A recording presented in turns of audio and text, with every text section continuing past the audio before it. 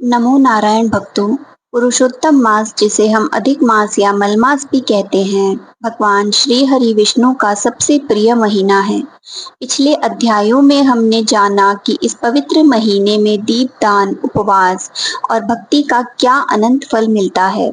लेकिन किसी भी व्रत की पूर्णता तब तक नहीं होती जब तक उसकी विधि विधान से समाप्ति यानी उद्यापन ना किया जाए। आज के इस विशेष अंक में हम प्रवेश कर रहे हैं पुरुषोत्तम मास महात्म्य के 25वें अध्याय में।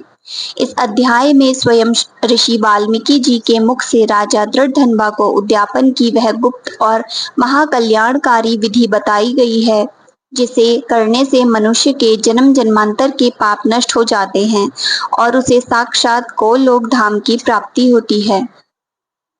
अगर आपने पूरे महीने व्रत किया है या केवल कुछ दिन भी नियम रखे हैं, तो यह उद्यापन विधि आपके लिए जानना अत्यंत आवश्यक है। आइए पूरी श्रद्धा के साथ इस कथा और विधि का श्रवण करते हैं। प्रेम से बोलिए भगवान पुरुषोत्तम की जय। 25वें अध्याय की शुरुआत एक अत्यंत सुंदर जिज्ञासा से होती है। राजा दृढ़धनवा हाथ जोड़कर मुनि से कहते हैं, हे ब्राह्मण, हे महामुने, आपकी कृपा से मैंने इस मास की महिमा तो सुन ली। अब कृपा करके मुझे पुरुषोत्तम मास के व्रत के उद्यापन की संपूर्ण विधि विस्तार से कहिए।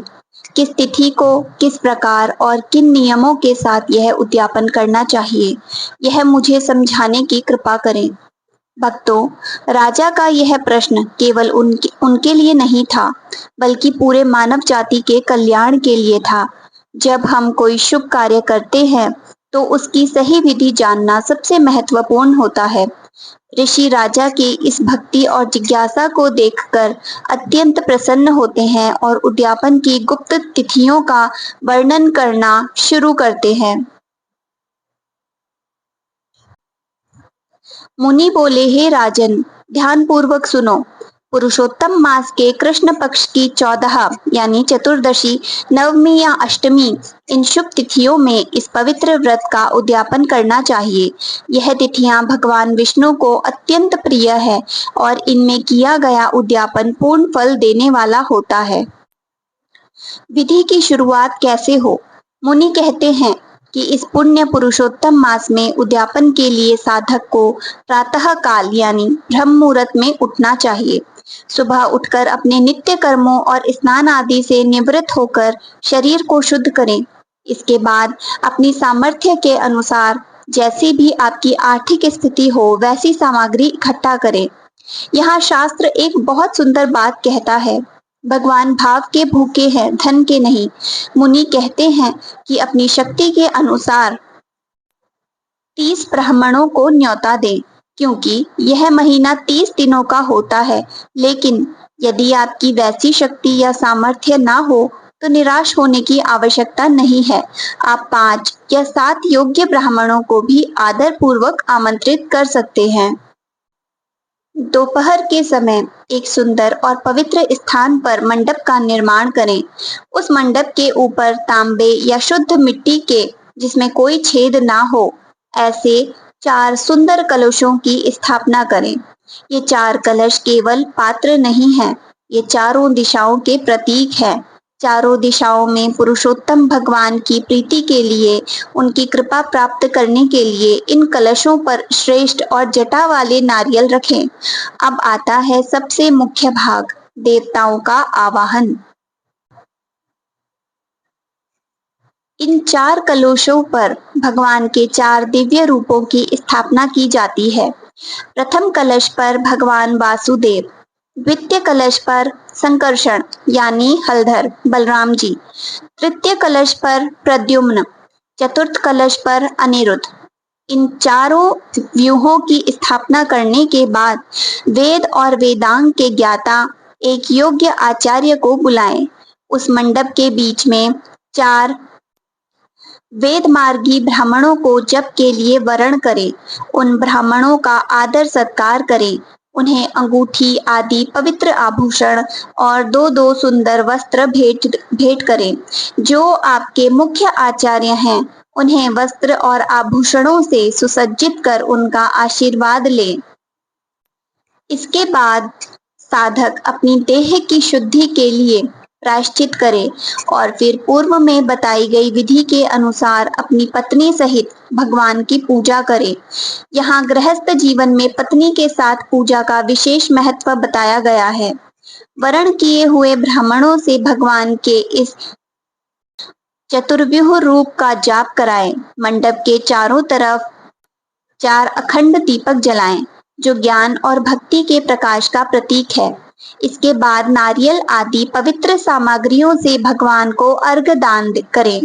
शास्त्रों में इस समय एक विशेष मंत्र का उच्चारण करने को कहा गया है, जिसका अर्थ अत्यंत भावुक है। हे देव देवेश, हे पुराण पुरुषोत्तम, हे हरे, आपको मेरा बारंबार नमस्कार है। हे नवीन मेघ के समान श्याम वर्ण, अपने दोनों हाथों में मुरली धारण करने वाले पीतांबरधारी श्री राधा सहित भगवान पुरुषोत्तम, आप कृपा करके मेरे इस अर्घ को ग्रहण कीजिए।